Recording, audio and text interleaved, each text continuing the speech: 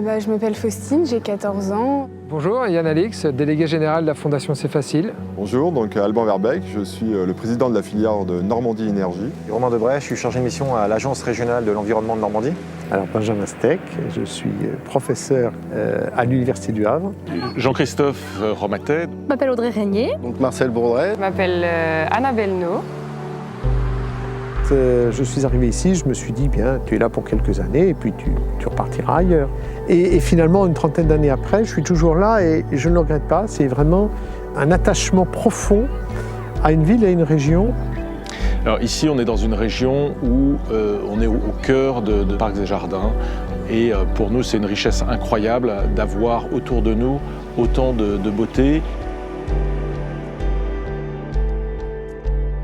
J'ai quand même déménagé beaucoup, donc j'ai vu plusieurs styles de ville, donc grand, petit, à la campagne et tout. Il n'y a pas besoin tout le temps de prendre la voiture pour aller d'un endroit à l'autre. On peut faire des activités sans avoir besoin forcément de prendre le bus, le métro ou le taxi. L'accessibilité, c'est un sujet qui est compliqué, pour moi, que je trouve compliqué, dans le sens où il y a d'un côté ce qu'on devrait faire, ce qu'on voit comme étant nécessaire, ce qui devrait être réalisé, etc. Puis après, la réalité économique, financière, écologique, peu importe, et puis la vraie vie des vrais gens, quoi. Parce que globalement, l'accessibilité, le meilleur transport et la meilleure accessibilité, le meilleur transport, c'est celui qui n'est pas nécessaire, dont on n'a pas besoin au final, parce que tout se fait à proximité. Le paradoxe, il est total.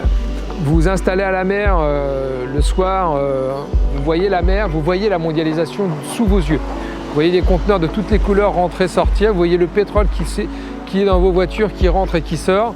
Ça, c'est le vrai côté de la mondialisation et ici, on a la sensation de le vivre comme ça.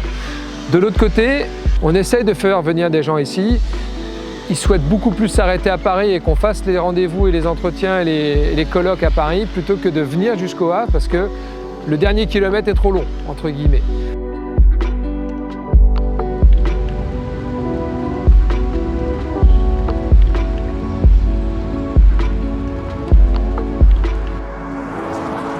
C'est vrai que quand on va à Cherbourg, on voit que c'est une enclave, mais une région hyper dynamique où toutes les énergies renouvelables sont pratiquement mises en œuvre. Par contre, le trajet soit en train, soit en voiture, il n'est pas aisé. De la même façon, quand on va aller à Rouen, à Caen, en venant de Paris, il y a des améliorations à faire. On a quand même trois grands particularismes. Le Havre, Rouen, Caen, et puis après tous les territoires comme les plages du débarquement, Étretat, ce sont encore une mosaïque de points forts où on va avoir chacun son identité, chacun sa revendication et je pense qu'il y a encore beaucoup de boulot à réussir à dire on est normand alors que quand on est breton finalement.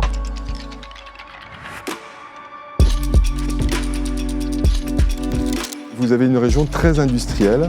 Et ça, c'est important de le dire, avec beaucoup d'industries qui ont une mobilité intellectuelle qui permet de pouvoir attaquer plein de sujets. On a de très beaux postes ici et on a un problème de recrutement. Parce que les gens s'habituent à des grandes villes, alors que c'est un vrai plaisir de travailler ici. Je pense que l'avenir normand, il n'est pas mauvais. Ce qui est assez agréable, c'est de se dire qu'il y a encore beaucoup de chemin à faire, mais beaucoup de possibilités. Cette région a vraiment des atouts indéniable. L'engagement du politique, c'est important, sans quoi on ne peut rien faire. Et ensuite, l'aspect géographique. C'est vrai qu'en Normandie, nous avons quelques côtes avec du vent, et donc c'est important de pouvoir utiliser des éoliennes offshore, puisque le terrestre suscite beaucoup de polémiques. Mais globalement, 95% ou 99% de la population est plutôt pour les éoliens offshore. Donc il faut y aller. Moi, je trouve ça génial parce que visuellement, ça n'embête personne. Ça crée de vrais récifs artificiels pour les poissons et tous les organismes marins.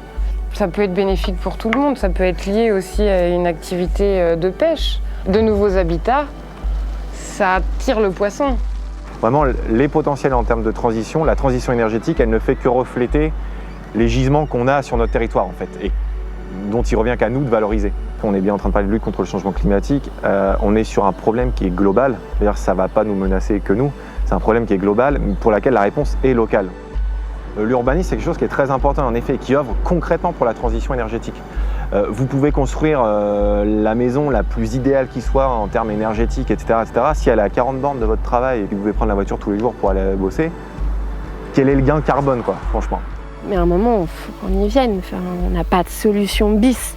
On ne peut pas continuer à polluer, à fonctionner au pétrole. Enfin non, il faut.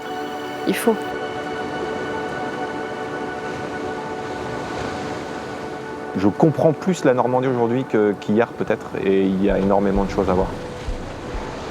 Je pense qu'en grande partie, les Normands, au sens large, ont une méconnaissance, je pense, des milieux qui existent dans leur territoire, parfois juste à côté de chez eux, mais des fois des sites vraiment remarquables, quoi.